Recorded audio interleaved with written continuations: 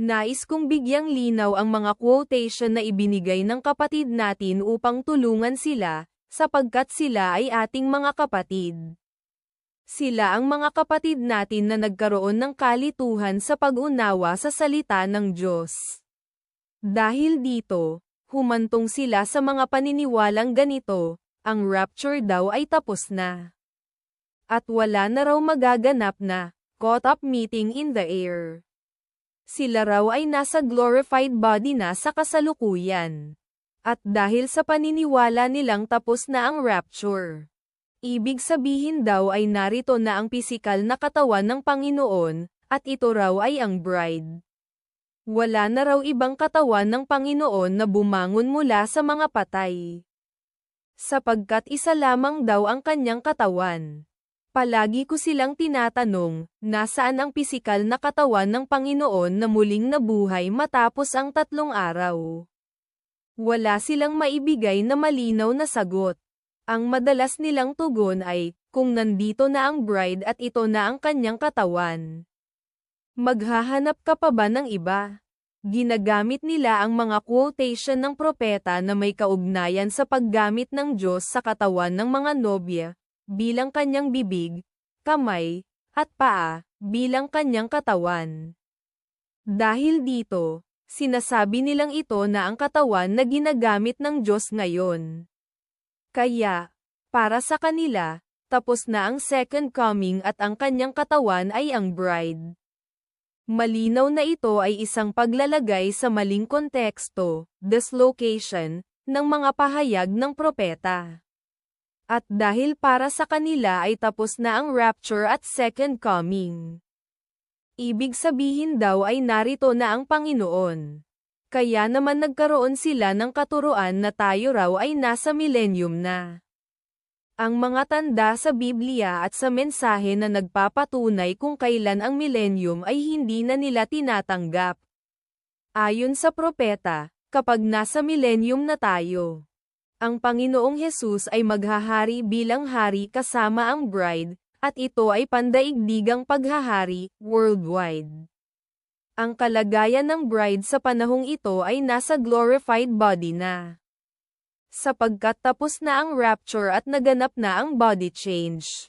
Ibig sabihin, wala ng karamdaman, at ang katawan ay nasa kalagayang kabataan, bumalik sa middle age.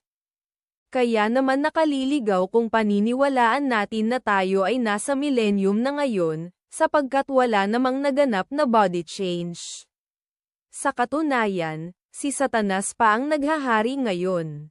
Malinaw ito sa panahon natin, hindi na kailangan ng mahabang paliwanag, sapagkat nakikita natin ang kalagayan ng mundo. Kaya malayong sabihin na tayo ay nasa millennium na. Narito ang mga quotation na ginamit nila. Isa-isahin natin ito. Tingnan natin kung umaakma ba ang mga ito sa kanilang paniniwala. At silipin din natin kung ano ang tunay na daloy ng kaisipan ng propeta habang sinasabi niya ang mga ito. Simulan natin. 86 na don't resent that. That's the truth. The rapture is in US now. I will prove it by the gospel. Those who he called he justified, and those who he justified, he hath glorified. Hallelujah. Then in heaven today we're glorified in the presence of God right now. I'm just pushing out the it. Amen. Glory. God's in His word. You believe it. All right. 530907A Lord, show us the Father and its sophist US Rev. William Marion Branham ang sinabi ng propeta na, the rapture is in US, ay hindi nagpapatunay na tapos na at wala nang magaganap na rapture, lalo na ang, caught up, body change rapture.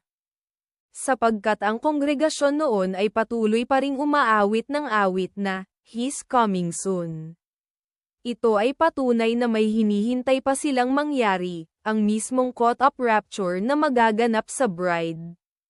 Maging ang propeta ay patuloy na umaawit nito hanggang 1965, at hanggang sa kanyang pagpanaw, ang kongregasyon ay umaawit pa rin nito. Kung gayon, ano ang ibig sabihin ng "The Rapture is in US"? Ito ay para lamang sa tunay na bride ni Kristo, sapagkat sila lamang ang may katiyakang makakaranas nito.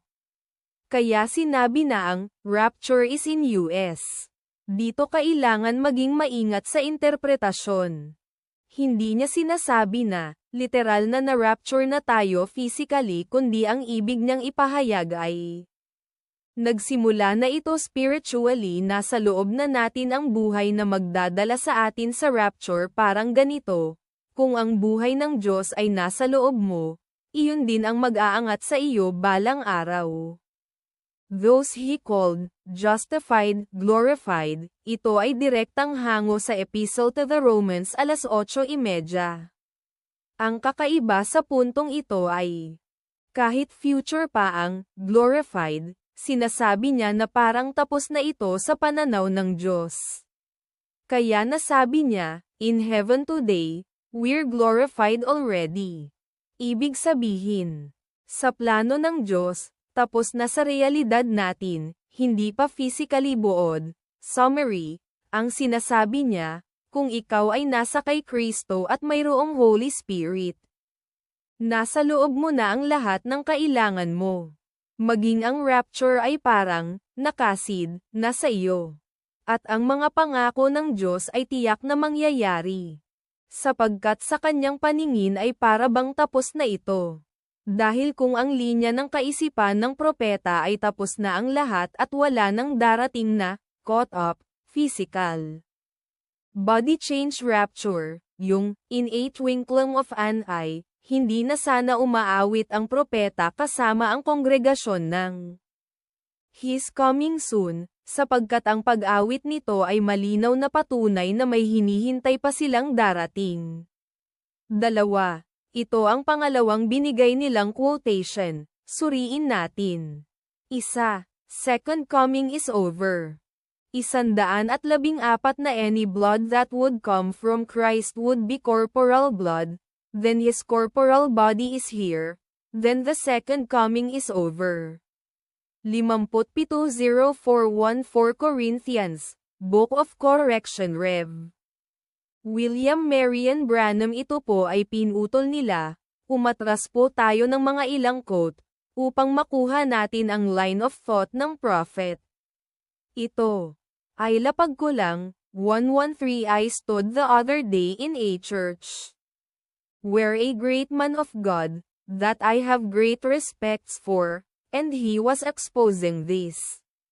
After one of the men, who is one of the head of it, goes out, and he has all this blood running out of their hands and things. And I've become hoarse, from east, from west, trying to condemn that thing, on the grounds of the Bible. When it's not of God. 114 Any blood that would come from Christ would be corporal blood, then his corporal body is here, then the second coming is over. Jesus said, believe it not, when they say, lo, he's in the desert. Believe it not, when he is here. Believe it not, for there will be false Christs arise, and false prophets, and they'll show signs and wonders. Insomuch it deceived the very elect. And I've screamed it from the east to the west. 57:0414 Corinthians, Book of Correction Rev. William Marion Branham. Himayin po natin kung ano ang punto ng propeta dito. Ganito ang kanyang ipinapahayag. 1. Tinutuligsa niya ang dugo na lumalabas, na phenomenon. Ang binanggit niyang mga tao na may blood running out of their hands, ay tila ginagaya ang sugat ni Jesus, para kay William Marion Branham. Hindi ito mula sa Diyos. Isa itong panlilinlang o maling espiritu. 2. Loika niya, kung totoong dugo ni Kristo iyon. Sinabi niya, any blood that would come from Christ would be corporal blood, ibig sabihin, kung literal na dugo ni Kristo ang lumalabas. Nangangahulugan ito na narito na ang pisikal, corporal, na katawan ni Jesus, at kung narito na ang kanyang katawan, tapos na ang second coming, sapagkat dumating na siya physically. 3. Ngunit ayon sa Biblia, hindi pa ganoon ang kanyang pagdating, gumamit siya ng babala mula kay Jesus, gaya ng nasa Gospel of Matthew 24:23-27.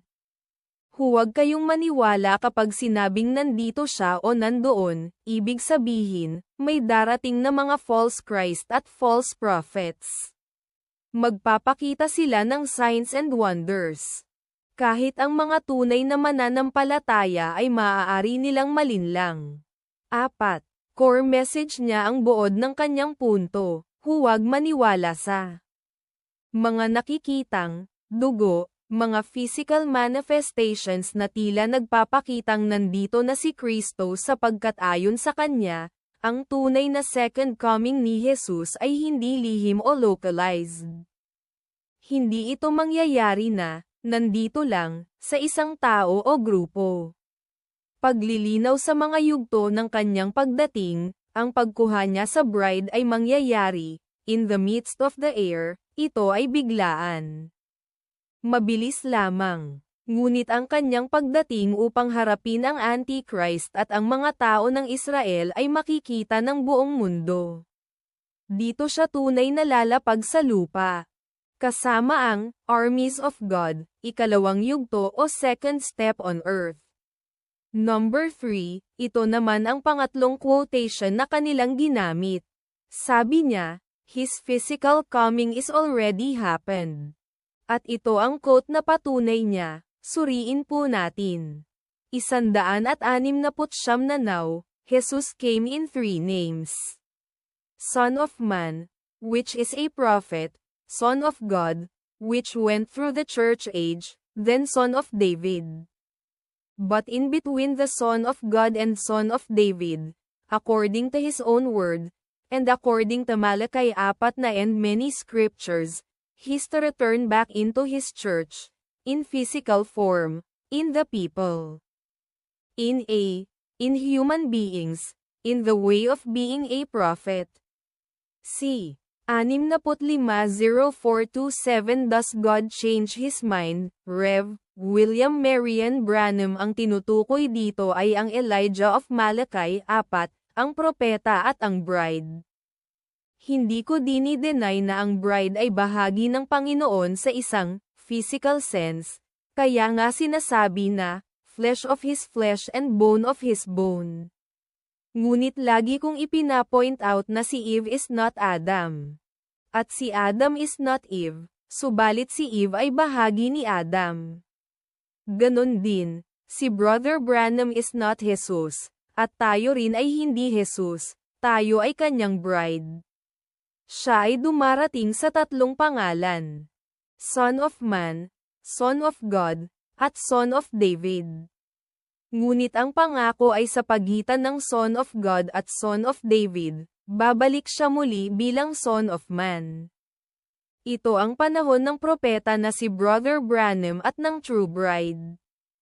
Ang caught-up physical rapture ay mangyayari sa pagitan ng period na ito, sa pagitan ng Son of Man, panahon ng Propeta Branham at ng True Bride, at ng Son of David.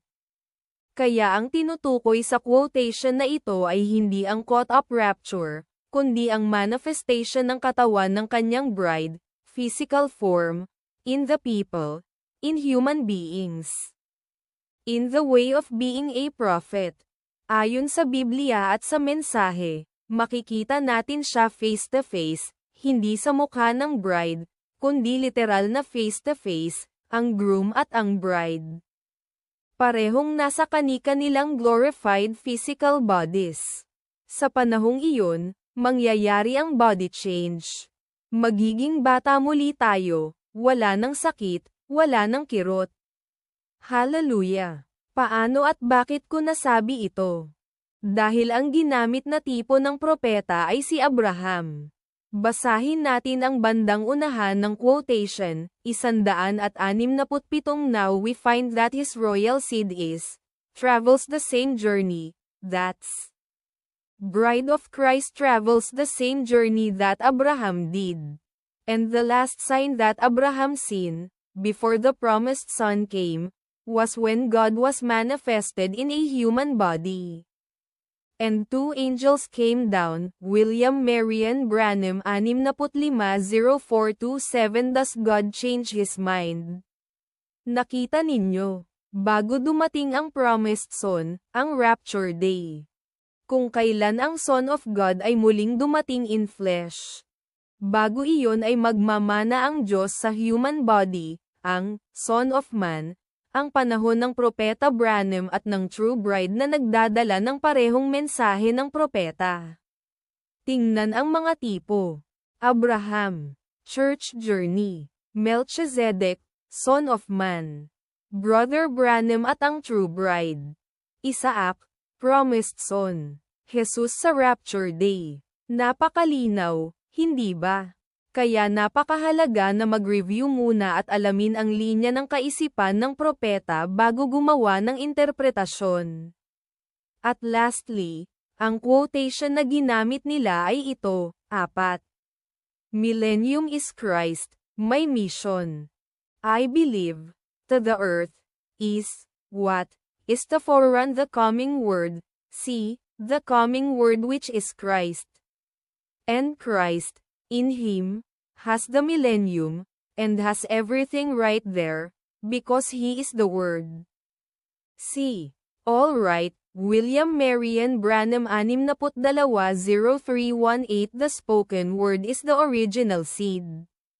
Kung babasahin natin ng mas malawak ang quote, makikita natin ang kanyang pagtuturo tungkol sa hybrid word.